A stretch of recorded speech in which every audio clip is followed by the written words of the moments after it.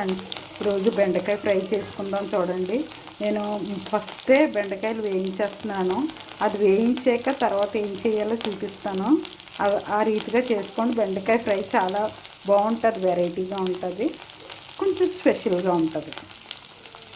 ఇలా చేసుకుంటే ఇది చక్కగా నేను కట్ చేసి చాలాసేపు అయింది. చాలాసేపు అవ్వడం వల్ల ఏంటంటే ఉపయోగం, ఇందులో ఉన్న జిగురంతా ఆరిపోతుంది అన్నమాట. అలా ఆరిపోతే మనకు ఫ్రై ఈజీగా ఉంటుంది, సింపుల్గా అయిపోతుంది.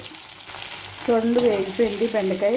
ఇది మనం తీసేసుకుందాం. ఫస్ట్ తీసేసాక ఏం చేయాలో చూపిస్తాను. తీసేసాను. చూడండి, పల్లీలు వేసాను.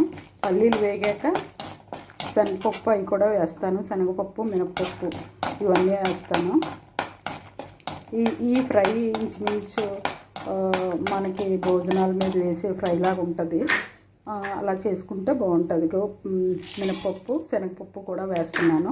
ఇవి వేగాక మళ్ళీ చూడండి, వెల్లుల్లిపాయ, ఎండుమిరపకాయ కూడా వేసాను. ఇది కూడా కొంచెం వేగాక మనం కొంచెం ఆనియన్స్, చిల్లీస్, కరివేపాకు ఇవన్నీ వేసి మళ్ళీ బాగా వేయించుకుందాం. చూడండి, పోపు అంతా చక్కగా వేగిపోయింది. ఆ వేగిపోయిన దాంట్లో మనం కొంచెం సాల్ట్ వేసుకుందాం.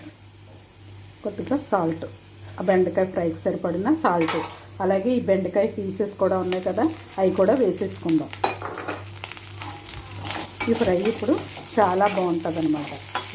ఇలా వేసాం కదా, ఇది వేగిపోయాక దాంట్లో నేను చూడండి శనగపొడి వేస్తున్నాను.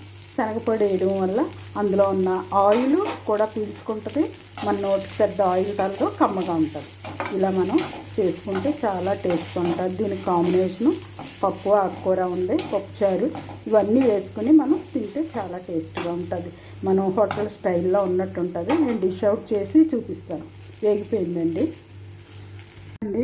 ఎంతో టేస్టీ అయిన బెండకాయ ఫ్రై అయిపోయింది. ఈ విధంగా చేసుకొని మీరు తింటే చాలా బాగుంటుంది.